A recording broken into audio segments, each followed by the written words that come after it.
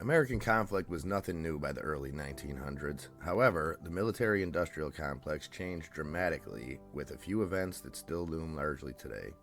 The creation of the Federal Reserve, along with the creation of the Committee on Public Information, or CPI, would forever change the way Americans would be propagandized into not only supporting conflict, but also paying for it, while banks and corporations reaped the benefits. And when propaganda wasn't enough, the Selective Service Act of 1917 was enacted to raise a national army for service in World War I through conscription. So, nationalized war debt, government-funded propaganda campaigns, and forced military service would set the tone for the next 100-plus years. So, let's first start with the Federal Reserve. After the Great Panic of 1907, in which J.P. Morgan essentially bailed out the country, many seen the need to form a central banking system as an urgent issue. The United States had been without a central bank since 1836, when then-President Andrew Jackson allowed the Second Bank of the United States to expire. In November 1910, Senator Nelson Aldrich held a secret meeting at Jekyll Island off the coast of Georgia, where they would author draft legislation that came to be known as the Aldrich Plan, which would pave the way for the creation of the Federal Reserve. At this meeting were A.P. Andrews, Assistant Secretary of the United States Treasury, Paul Warburg, a naturalized German citizen representing Kuhn, Loeb and Company, Frank A. Vanderlip, President of the National City Bank of New York, Henry Davison, Senior Partner of J.P. Morgan, Charles Norton, President of the J.P. Morgan-dominated First National Bank of New York, and Benjamin Strong, another J.P. Morgan representative.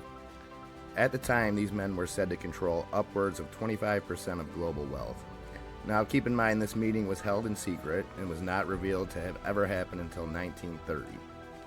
This won't be the last secret meeting we discover either. So on December 23, 1913, the Federal Reserve Act is passed and the Fed as we know it today was created. For the next year and a half, as World War I kicks off, America would sit on the sidelines supplying the Allied forces from afar. In 1916, Woodrow Wilson ran for re-election on the platform of keeping us out of the war. In November 1916, he won re-election. On April 6, 1917, less than 6 months after re-election, the United States declared war on Germany, entering what was then known as the Great War, or the War to End All Wars. Some of the central arguments for entering the war were as follows. In early 1917, the German Empire decided to resume unrestricted submarine warfare against any vessel approaching British waters, an attempt to starve Britain into surrender. The second event would be the Zimmermann Telegram, a secret diplomatic communication issued from the German Foreign Office in January 1917 that proposed a military contract between Germany and Mexico if the U.S. were to enter the war. With Germany's aid, Mexico would allegedly recover Texas, Arizona, and New Mexico, although many historical scholars say this was an empty threat if it was in fact even true.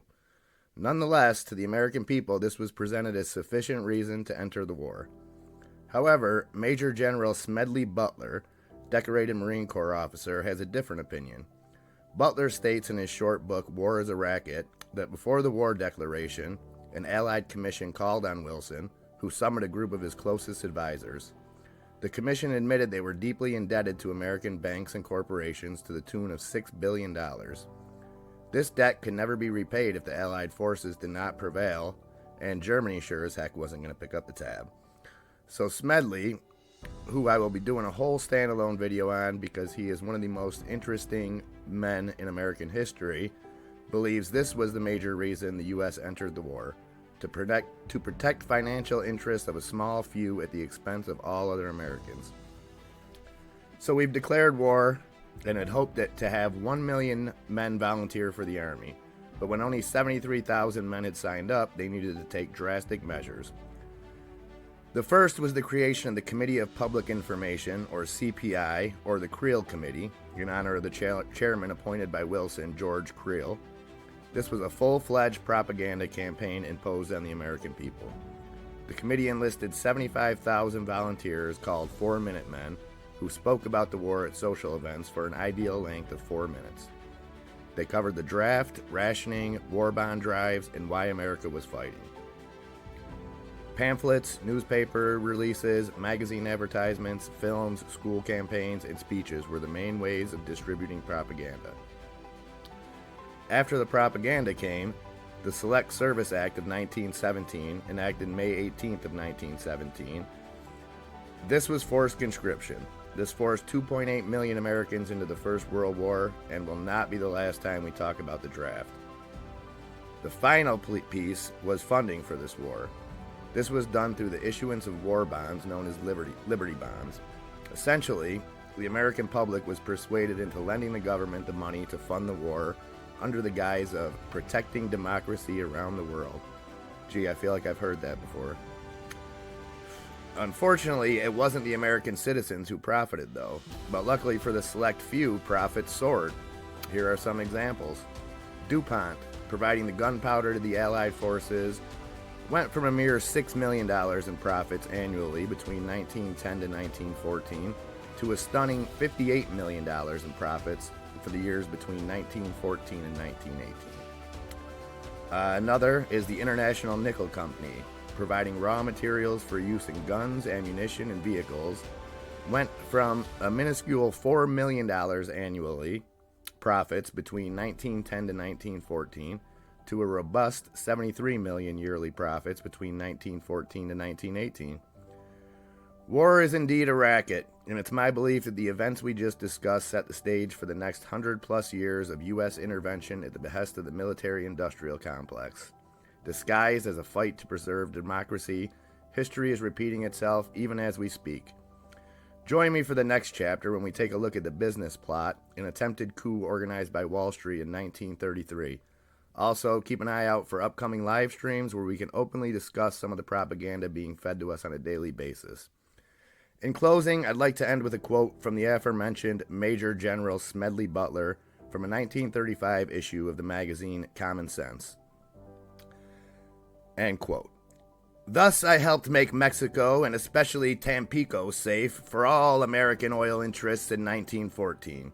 I helped make Haiti and Cuba a decent place for the National City Bank boys to collect revenues in. I helped in the raping of half a dozen Central American republics for the benefit of Wall Street. The record of racketeering is long. I helped purify Nicaragua for the International Banking House of Brown Brothers from 1909 to 1912. I brought light to the Dominican Republic for American sugar interests in 1916. I helped make Honduras right for American fruit companies in 1903. In China in 1927, I helped to see it that Standard Oil went its way unmolested. End quote. Thanks for watching. Please like this video and subscribe to the channel so you can get alerted whenever we go live or drop a new video. Thank you again and have a blessed day.